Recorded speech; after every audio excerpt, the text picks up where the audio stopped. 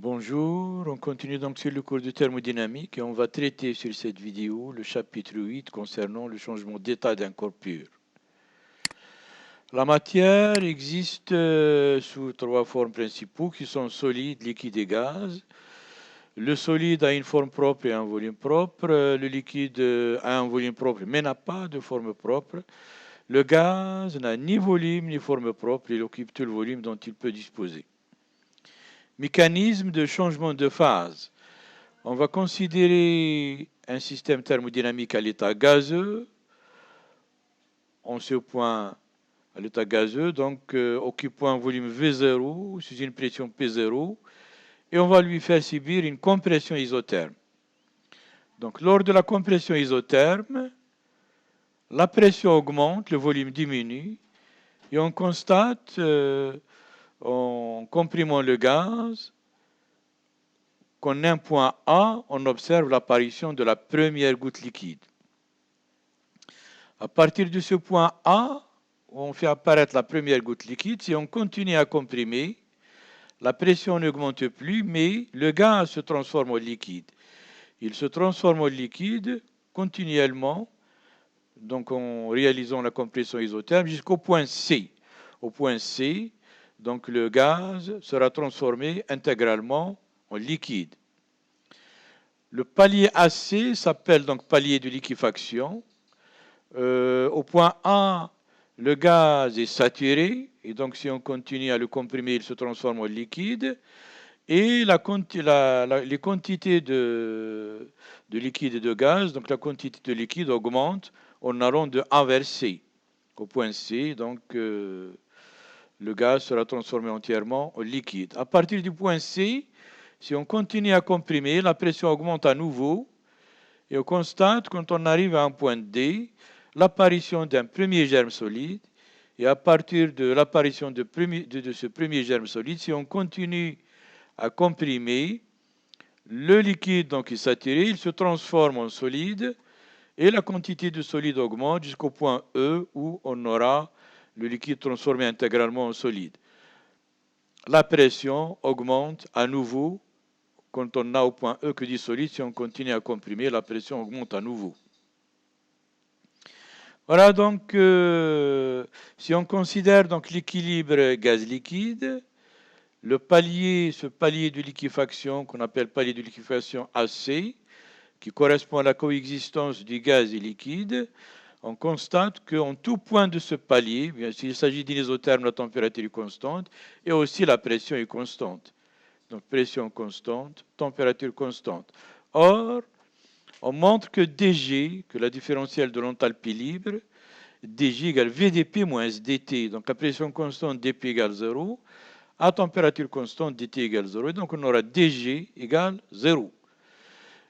Je vais considérer un point B quelconque appartenant au palier AC. La situation, ce point B, on a du liquide, on a du gaz. Je vais appeler le nombre de moles de liquide X. On a considéré une mole de gaz à l'état initial. Donc j'ai X mol liquide, le reste 1 moins X mol de X mol de liquide, le reste c'est 1 moins X mol de gaz.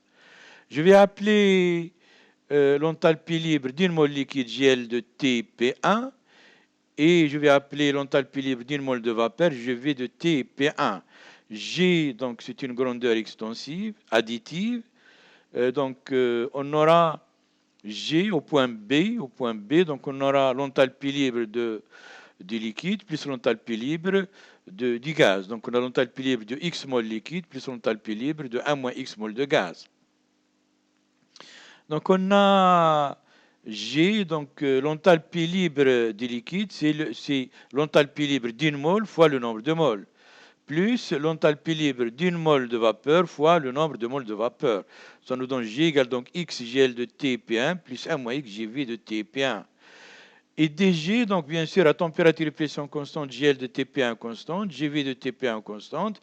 La seule variable, c'est X. X, donc quand on varie, on a un point du palier AC, X varie, donc dx est différent de 0. On aura dG égale 0, donc là, dx GL de TP1, et là, moins dx GV de TP1. Ça nous donne donc dx facteur de GL de TP1 moins GV de TP1 égale 0. dx est différent de 0, donc GL de TP1 égale GV de TP1. Donc les enthalpies libres molaires de la vapeur et des liquides sont identiques.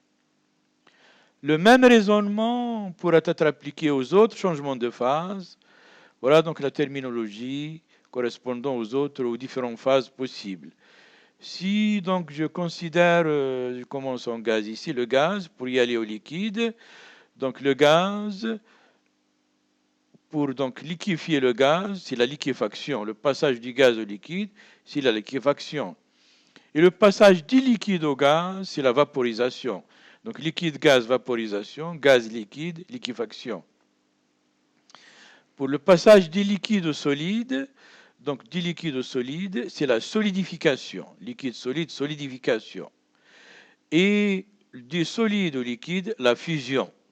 Donc on parle de la fusion, par exemple, de la glace dans le cas de l'eau, fusion de la glace, le passage du solide au liquide, et solidification de l'eau, passage de l'eau liquide au solide. Et puis finalement, on peut aussi observer un passage ou un équilibre entre solide-gaz, et ceci pour des pressions en Vara qui sont très faibles, plus petites que le point triple du système considéré. Donc pour des pressions faibles, on peut observer un passage du solide au gaz directement, solide au gaz qu'on appelle sublimation, et puis aussi on peut passer du gaz au solide, c'est la condensation. Donc solide, gaz, sublimation, gaz solide, condensation. Nous avons donc écrit, nous, dans le cas du gaz liquide, le passage du gaz liquide, on a montré que GL de TP1 égale GV de TP1, donc liquéfaction ou vaporisation. On peut faire de même dans le cas, par exemple, de l'équilibre solide-liquide. Solide-liquide ici, on peut écrire que GS de TP2 égale GL de T et P2. Voilà donc dans le cas de l'équilibre solide-liquide. Donc solide-liquide, on peut écrire que GL de TP2, et on peut montrer que GL de TP2 égale GS de TP2, de la même manière que l'on a fait dans le cas de l'équilibre gaz-liquide. Cette équation GL de TP1 égale GV de TP1, si je fais varier T, donc pour chaque T, il y a une pression de vapeur saturante. Donc, si je résous cette équation, je trouve un ensemble de points. Donc, je peux représenter dans le plan température-pression ou pression-température les points correspondant à l'équilibre GL de TP1 égale GV de TP1, c'est-à-dire à l'équilibre entre liquide et vapeur. Donc, c'est la résolution de cette équation, donc définie dans le plan P et T, et une courbe le long de laquelle liquide et vapeur sont en équilibre. Donc, les autres équations du même type, par exemple, ici, GL de TP2 égale GSC de TP2 définit l'équilibre entre liquide et solide. Voilà donc là, GV, cette courbe-là, correspondant à l'équilibre GV de TP1 égale GL de TP1. Donc par exemple ici, là, c'est par là on a le solide, le liquide, et plus loin ici, pour les hautes températures, on a le gaz, l'état gazeux. Donc là, je suis à l'état gazeux. Si je comprime, à température constante, je comprime. C'est le point que j'ai appelé par exemple point A, où j'observe la première goutte liquide. Si je continue, si j'augmente la pression, donc je rentre dans le domaine liquide. Sinon, l'équilibre entre les deux phases se trouve en ce point-là. Ça, c'est GL de TP1 égale GV de TP1. Si je change de température, voilà le point d'équilibre, etc. Si je change continuellement la température, donc je décris cette courbe qui est là, qui est la courbe d'équilibre entre liquide et gaz. Courbe d'équilibre entre liquide et gaz. Donc là, j'observe que, donc en augmentant la température jusqu'au point C, c'est le point qu'on appelle point critique, à partir de ce point-là, si j'augmente la température, je ne peux plus faire apparaître l'état liquide. Donc le gaz reste dans l'état gazeux. Le point C s'appelle point critique. De même ici, donc là, par exemple, si je suis dans l'état liquide ici, si je comprime, j'augmente la pression, j'augmente, c'est le liquide. Quand j'arrive ici, j'ai l'équilibre entre le solide et le liquide. Donc là, c'est GL de T et P égale GS de T et P me donne donc le lieu de ces points-là. Et puis la même chose quand il s'agit, je viens de dire que pour les faibles pressions, on peut passer directement de l'état solide à l'état gazeux. Donc cette courbe-là, par exemple là, c'est l'état gazeux. Si donc je comprime, j'ai le gaz. Quand j'arrive là, j'ai donc l'équilibre entre solide et gaz. Donc en faisant varier la température, je décris cette courbe. Et là, ce point, c'est le point triple, ce qu'on appelle le point triple. En ce point, on a l'équilibre entre l'état solide, entre l'état liquide et entre l'état gazeux. On appelle ce point le point triple du système considéré. Donc T0, température du point triple, P0, donc P0, pression du point triple. Ça, c'est le diagramme d'équilibre solide, liquide, vapeur, c'est le cas général. En ce point donc, du point triple, on aura GV de T0, P0 égale GL de T0, P0, GS de T0, P0. Bien sûr, au point triple, les trois phases, solide, liquide et gaz, coexistent ensemble. Les coordonnées du point triple de l'eau, dans le cas de l'eau, le point triple est caractérisé par une pression P0 égale 458 mm de mercure. Vous voyez, je rappelle que la pression atmosphérique en atmosphère, c'est 760 mm de mercure. Et on voit que cette pression, c'est presque le 1 centième de la pression atmosphérique. Donc le point triple, la pression du point triple, 458 mm de mercure. Et la température T0, 273,16 K. Bien sûr, le point C qu'on a là, c'est le point critique. Au-delà du point C, il n'y aura plus de liquéfaction. Donc, dans le cas de l'eau, diagramme d'équilibre glace, liquide, vapeur, dans le cas de l'eau, donc on a la courbe de fusion entre glace et liquide. Elle a une pente légèrement négative, donc tournée vers l'axe des P. Donc, on va comprendre que ceci est dû au fait que le volume massique de la glace est supérieur au volume massique de l'eau liquide. On verra quand on aura déterminé la pente dP sur dt, on verra que dans le cas de l'eau, cette pente est négative, vu que le volume massique de la glace est supérieur au volume massique du liquide. C'est ce qui explique d'ailleurs pourquoi les glaçons flottent dans l'eau.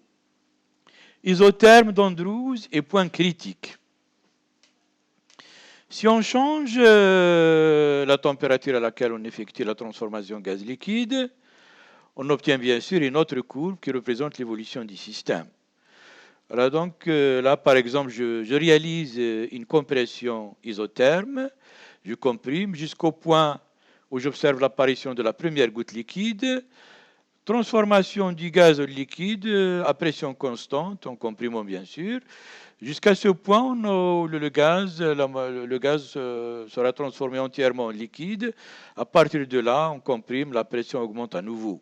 Si je change de température, si j'augmente la température, je décris donc de la même manière cette courbe. Donc j'aurai un autre palier ici. Continuellement, quand on augmente la température, on décrit donc un autre palier qui a tendance à se rétrécir jusqu'au point, quand on arrive à la température critique, au point critique, où le gaz ne se transforme plus en liquide, on n'aura plus de palier de liquéfaction. Il n'y aura plus de palier de liquéfaction. Donc par le côté donc droit de cette courbe-là, ça c'est les points d'apparition de la première goutte liquide en comprimant le gaz. Donc cette courbe relie les points d'apparition de la première goutte de liquide. On appelle cette courbe la courbe de Rosé. La courbe de Rosé. Et par là, donc si je détends le liquide, au lieu de, dans ce sens c'est la compression, si j'inverse c'est la détente, si je détends le liquide, en arrivant à ce point, j'observe la première bile de gaz. Si je continue à détendre, donc je rentre dans le domaine de coexistence des deux états liquide et gaz. L'apparition, donc, si je détends, l'apparition de la première bulle de gaz, là, le point, cette courbe-là, donc, fait apparaître l'apparition de la première bulle de gaz, sinon, la disparition de la dernière, de la dernière bulle de gaz, ici. Donc, là, l'apparition de la première bulle de gaz ici, ou la disparition de la dernière bulle de gaz, cette courbe-là s'appelle la courbe d'ébullition. cette courbe, donc le liquide est saturé. Le long de cette courbe, le liquide est saturé. Donc si je continue à le détendre, on rentre dans ce domaine. Et cette courbe-là, le gaz est saturé. C'est la courbe de Rosé. Donc par là, la courbe de Rosé, le gaz est saturé. Et par là, la courbe d'ébullition, le liquide est saturé. Voilà, donc cette courbe-là, qui relie, qui rassemble la courbe de Rosé et la courbe d'ébullition, ça s'appelle la courbe de saturation. Courbe de saturation. En tout point de cette courbe, le système est saturé. Par là, en un point de la courbe de Rosé, le gaz est saturé. Et en un point de la courbe d'ébullition, le liquide est saturé. Chaleur latente de changement d'état. Je vais considérer donc une isotherme, une compression isotherme, faisant apparaître donc un seul palier. Une compression isotherme, on considère donc une mole de gaz et on lui fait subir une compression isotherme. Ça, c'est le palier de liquéfaction. Donc, si j'appelle X la proportion des liquides, en allant dans le sens de la compression, dans ce sens-là, donc vers la gauche, de droite vers la gauche, en allant dans ce sens, donc on est en train de transformer la vapeur en liquide. La vapeur, c'est un état désordonné. Le liquide, il est plus ordonné que la vapeur. Et donc la vapeur, elle doit céder une chaleur pour se liquéfier. Donc dans ce sens, la chaleur mise en jeu est négative. Donc en allant dans ce sens, en allant dans le sens de la compression, le système cède une chaleur. Donc pour augmenter la proportion de X, le système doit céder une chaleur. Donc voilà. Si on veut augmenter la proportion X de liquide, on doit donc le système cède une chaleur. Et pour augmenter la proportion en gaz, il y a un moins X, ça veut dire un moins X, le système doit plutôt recevoir une chaleur. Voilà, donc la quantité de chaleur,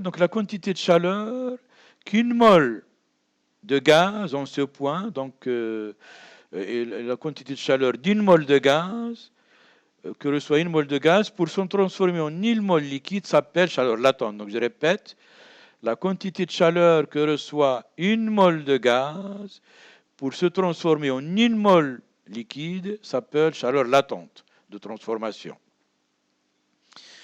Si j'ai une masse M, par exemple si j'ai 1 kg, la chaleur que reçoit 1 kg de gaz pour se transformer en 1 kg de liquide s'appelle chaleur latente, mais ça va être une chaleur latente massique. Soit molaire si je considère une mole, soit donc massique si j'ai une quantité de masse. Donc la quantité de chaleur à fournir ou à extraire pour transformer complètement une mole du corps considéré est appelée chaleur latente L. Là c'est molaire, donc rapporté à une mole. Donc on a une chaleur latente de fusion, LF. On a une chaleur latente de liquéfaction, liquide, et une chaleur latente de sublimation, LS. Donc, au point A du palier, au point A, on a un point A quelconque du palier, on a un point A du palier. L'entropie, donc l'entropie et le volume d'une mole du système considéré sont donc S, c'est une grandeur extensive, donc additive. Si je considère l'entropie d'une mole de vapeur et l'entropie d'une mole de liquide, donc si j'appelle X le nombre de moles le mole de liquide et 1 moins X le nombre de moles de vapeur, donc l'entropie totale, c'est l'entropie de la phase liquide plus l'entropie de la phase vapeur. Donc j'ai 1 moins X mol de vapeur, donc l'entropie c'est 1 moins X fois l'entropie d'une mole, SV, et j'ai X mol liquide, donc l'entropie des liquides c'est le nombre de moles liquides X fois SL, d'où S égale 1 moins X fois SV plus X SL. La même chose, le volume égale le volume de la phase vapeur plus le volume de la phase liquide. Donc 1 moins X mol de vapeur fois le volume d'une mol vapeur fois plus donc X mol de liquide fois le volume d'une mol liquide. Et donc, pour augmenter la fraction molaire des liquides, le système doit céder une chaleur de dx. dx. Si on veut augmenter donc la fraction molaire du liquide de dx, il faut un échange de chaleur. Donc le système échange avec le milieu extérieur une quantité de chaleur dq égale TdS, telle que donc ds, on voit ds à partir de la ds, la variable c'est dx, donc ça nous fait SL moins SV dx. Donc dq égale TdS d'après le second principe, donc dq égale ds égale dq sur t, donc dq égale TdS, donc égale T, SL moins SV dx. Et on intègre x, c'est la fraction de liquide, dx. Si on fait varier dx de 0 à 1. Donc au point de départ, là j'ai donc 1 mol de vapeur, donc 0 mol liquide. Et là, donc j'ai 0 mol de vapeur et 1 mol de liquide. Donc on doit intégrer de 0 à 1.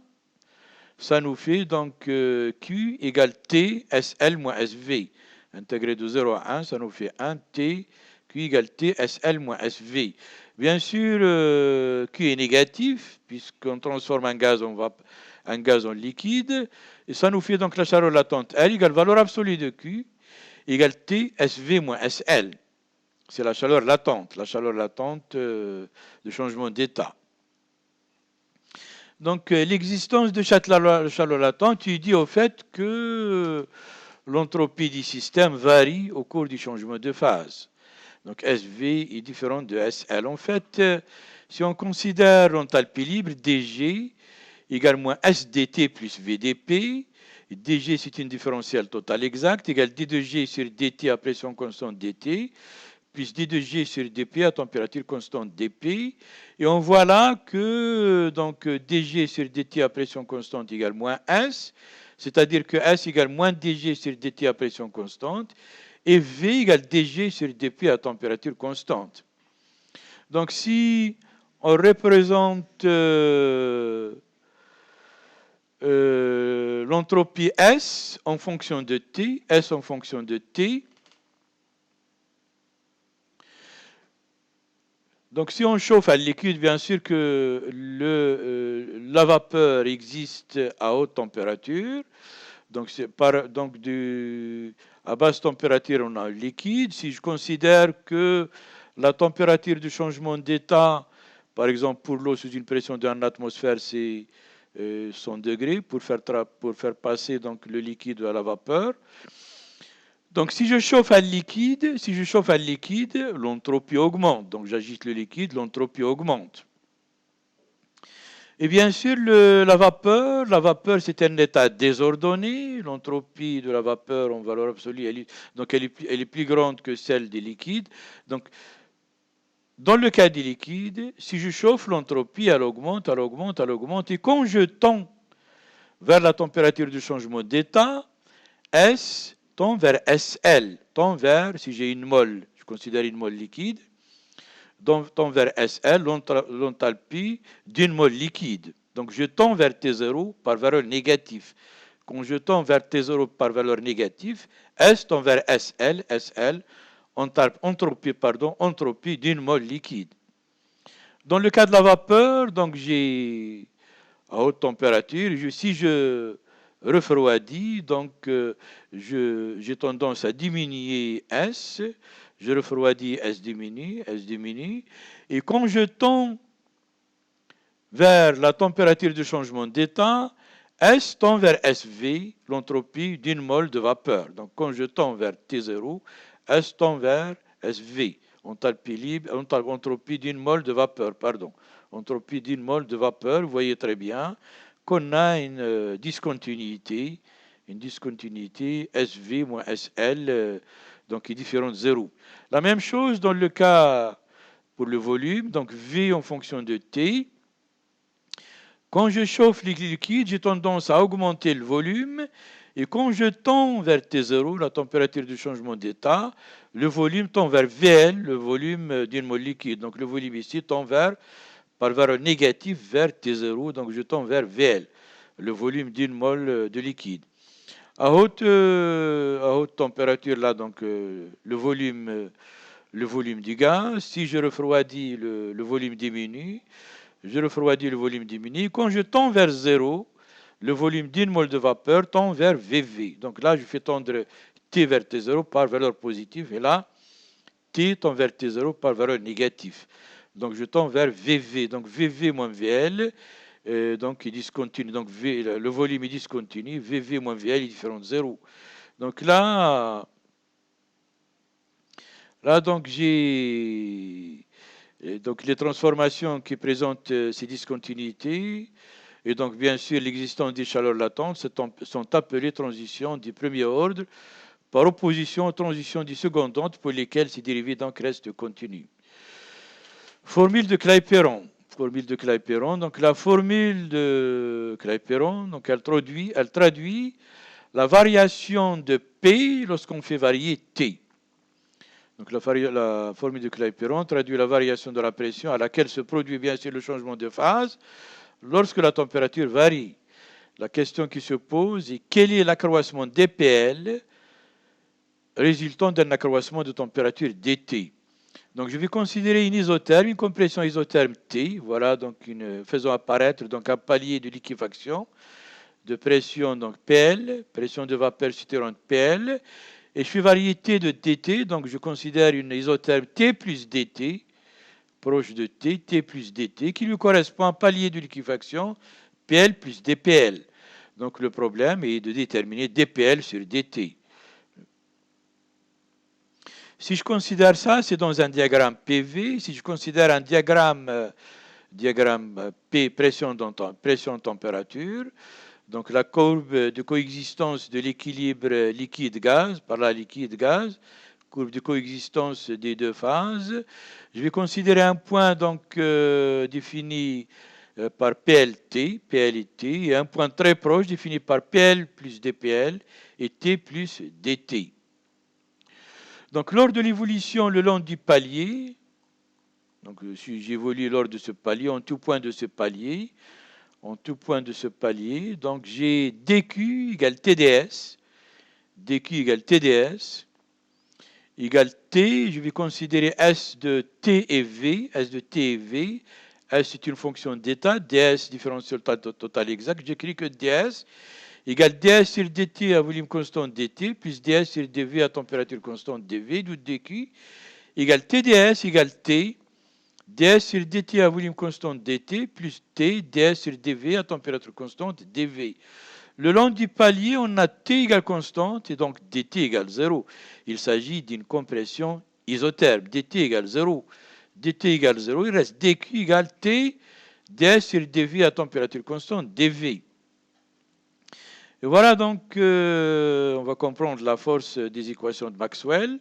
On va utiliser l'une des équations de Maxwell. On va utiliser la troisième équation de Maxwell qui va nous donner dp par rapport à dt, dp sur dt, et qui est fonction qui a une relation donc avec ds sur dv. Donc en tenant compte de la troisième équation de Maxwell, l'équation de Maxwell, df, donc la troisième équation de Maxwell ressort de df, l'énergie libre, df égale moins pdv moins sdt, et on a d de p sur dt à volume constant égale donc, je répète, donc d de p moins P dV, donc d de P sur dt à V constante égale ds sur dV, ds sur dV à T constante. Je répète, d de P sur dt à volume constant égale d de S sur dV à température constante. Donc c'est la troisième équation de Maxwell.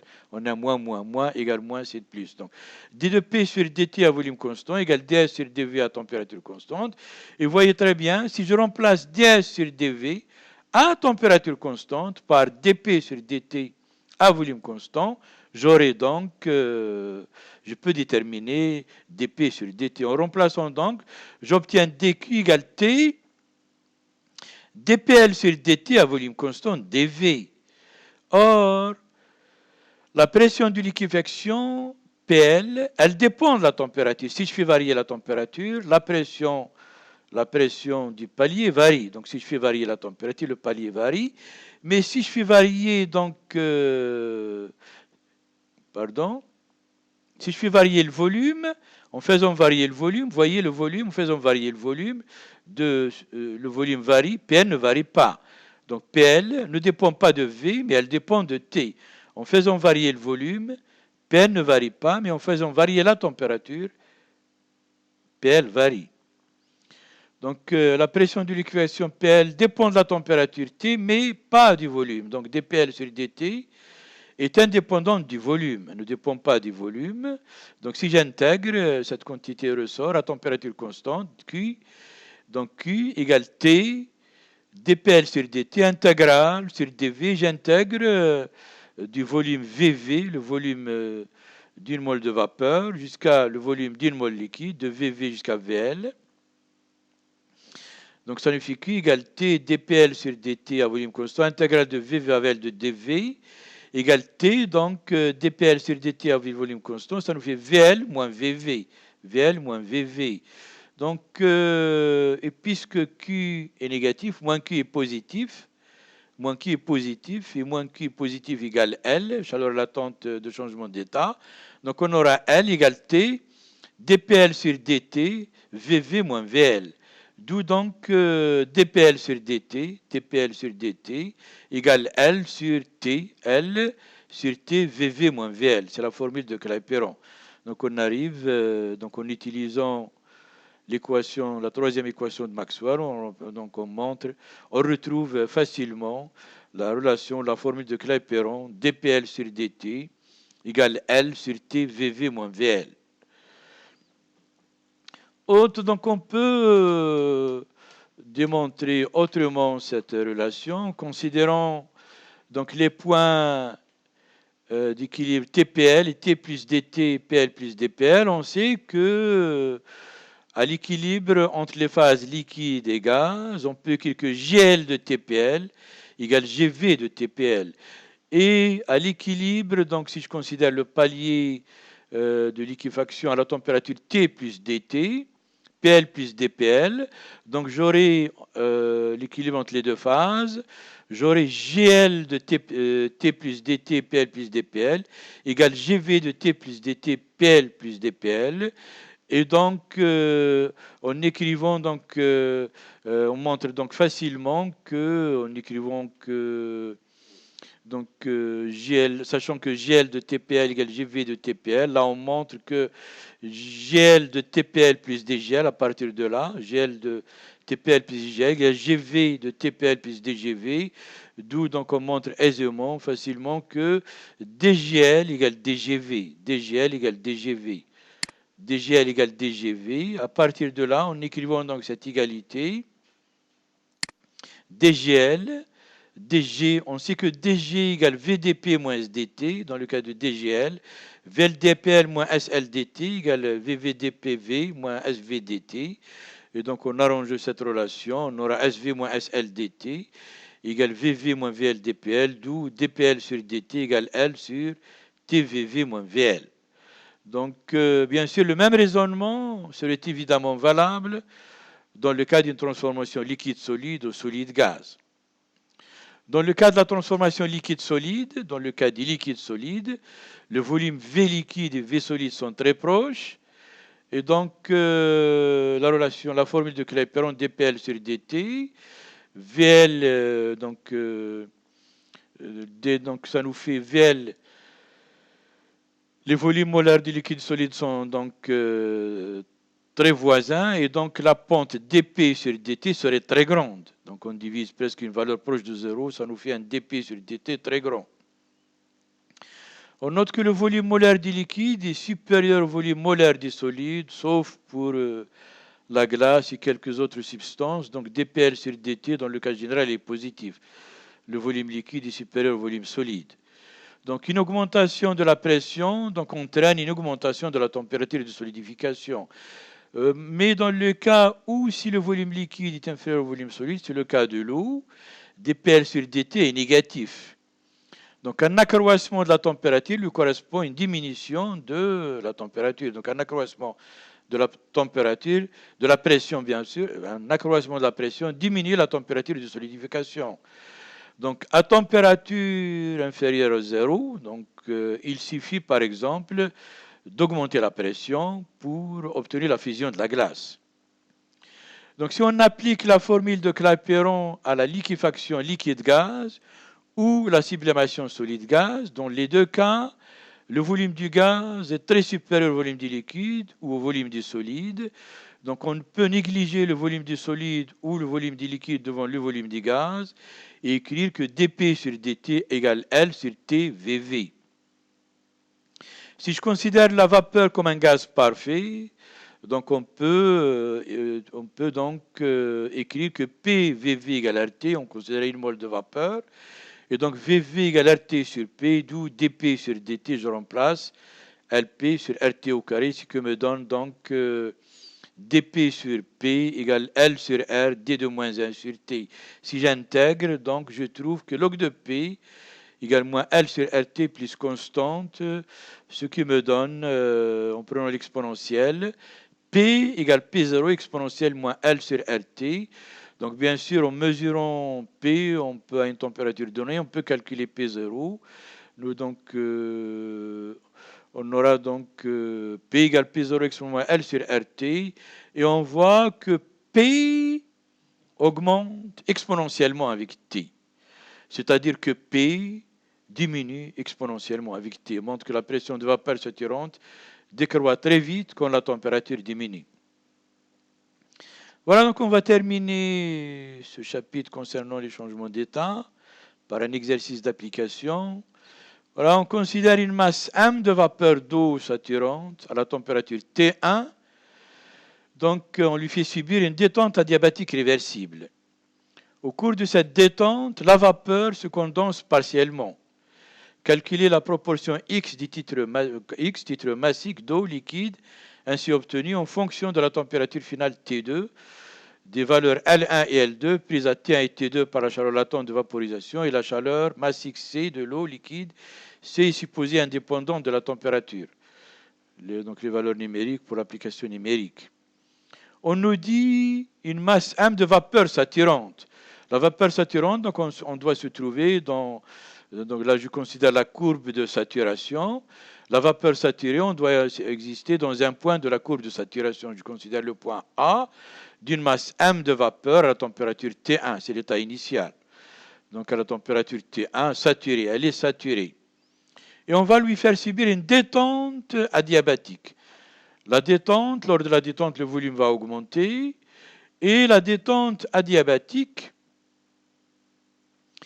donc au cours de cette détente, la vapeur se condense partiellement, c'est-à-dire que j'aurai du liquide et de la vapeur. Donc on doit se trouver à l'intérieur de la courbe de saturation. On aura donc liquide et vapeur. Donc détente, voilà la détente adiabatique de A à D. Donc détente adiabatique. Voilà la détente adiabatique. Lors de cette détente adiabatique, dQ égale 0, c'est une détente adiabatique, pas d'échange de chaleur, et ds égale dQ sur T, ds égale 0. Donc lors de cette détente, ds égale 0. Donc si je considère cette détente, tout ce que je peux dire est que ds égale 0, je n'ai pas une équation qui doit faire apparaître X pour déterminer le titre massique. On nous demande de calculer le titre massique, la proportion X d'eau liquide ainsi obtenue en fonction de la température finale T2, des valeurs 1 et L2 prises à T1 et T2 par la chaleur latente de vaporisation et la chaleur massique C de l'eau liquide. Dans ces conditions, on doit trouver donc un autre chemin. On sait que S est une fonction d'état. X est une fonction d'état, ds différentiel total exact. La variation de S ne dépend pas du chemin suivi. Donc delta S entre A et D, delta S à D égale 0. Lors de ce chemin, il s'agit d'une adiabatique, mais si je prends un autre chemin, je vais considérer un chemin réversible. Au lieu donc de considérer cette adiabatique, je vais plutôt considérer ce chemin-là, de A à B. Là, j'aurai donc transformation du gaz au liquide au point B, donc liquéfaction du gaz jusqu'au point B. Et donc refroidissement des liquides en restant continuellement en équilibre avec la courbe de saturation jusqu'au point C. Et du point C, donc, je transforme le liquide en gaz jusqu'au point D. Voilà, donc, donc voilà un autre chemin pour y aller de A à D. Lors de ce chemin, A, donc le chemin A, B, C, D, lui correspond delta S A, B, C, D égale 0. Donc voilà, donc X, le titre massique, X liquide, le titre massique liquide, c'est la masse liquide sur M. La masse liquide, par exemple, point D, ml sur M. Donc, bien sûr, le ml égale X fois M. Et quant à le titre de la vapeur, c'est mv sur M égale 1 moins X. J'ai une mole j'ai par le titre massique X, il reste 1 moins X. 1 moins X, mv sur M. Donc mv égale 1 moins X, M. On voit bien sûr ml plus mv égale M. ml plus mv égale M. Ça nous fait donc ml, ça nous fait ml plus mv égale M. Et donc, on peut donc faire passer le système de l'état initial A de Mt1 à l'état final D de M1 moins Xt2 en passant par un autre chemin réversible tel que de A à B, liquéfaction de toute la vapeur à T1. Liquéfaction de toute la vapeur à T1. Le système, donc, il cède la quantité de chaleur M, L1. Si j'appelle L1, donc M, L1. Mais avec un signe moins, puisque le système, il cède ML1 moins. Donc, Q1 égale moins ML1. Le passage de A à B, la masse M se transforme entièrement en liquide.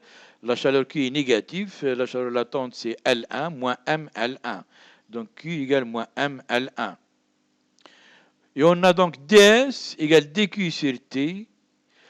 T, il s'agit d'une isotherme T égale T1, donc le dQ sur T1, et donc delta S AB si j'intègre, égale delta S1, égale 1 sur T1, intégrale de AB de dQ, ça nous fait QAB sur T1. Et QAB égale moins ML1, donc ça veut dire delta S1 moins ML1 sur T1. Donc refroidissement du liquide le long de la courbe de saturation BC ici, le long de BC. Donc, refroidissement de l'eau liquide de T1 à T2. La pression donc, étant continuellement maintenue égale à la pression de vapeur saturante, correspondante. Donc, en tenant compte du fait que le liquide est très peu compressible, dV égale 0, dQ égale mCV dt plus LdV, dV égale 0, donc dQ égale mC dt. On obtient donc delta S2 intégrale de T1 à T2 de dQ sur T, donc dQ égale mC dt, ça nous fait mC, intégrale de T1 à T2 d de T sur T, donc égale mC log de T2 sur T1, bien sûr c'est une chaleur négative, T2 est inférieur à T1, log négatif, mC log de T2 sur T1. Et puis la vaporisation, donc vaporisation des liquides, partiellement, vaporisation partielle du liquide jusqu'au point D. Donc 1 moins X M, vapeur, une masse de vapeur MV, 1 moins X M de vapeur. Donc vaporisation à la température T2 d'une masse M, 1 moins X d'eau. Donc delta S3, la chaleur mise en jeu, le système doit recevoir une chaleur pour se vaporiser ici. De C à D, le système reçoit une chaleur négative, égale donc mV fois L, fois la chaleur latente L2. Ça nous fait donc delta S3, M, L, 1 moins X L2, c'est la chaleur latente, 1 moins X L2, la chaleur latente, divisé par T2. Donc delta S3, M, 1 moins X L2 sur T2. Voilà, et on a donc finalement delta S1 plus delta S2 plus delta S3 égale 0. Donc, il s'agit d'une adiabatique. Donc, S ne dépend pas delta S, la variation de S ne dépend pas du chemin suivi. Donc, delta S égale 0. Delta S1 plus delta S2 plus delta S3 égale 0. En faisant la somme, on obtient donc une équation dont la connue c'est X. 2x égale 1 moins T2 sur L2 facteur de L1 sur T1 plus C log de T1 sur T2. Et en faisant l'application numérique, on trouve x égale 0,14. Merci donc pour votre attention et à la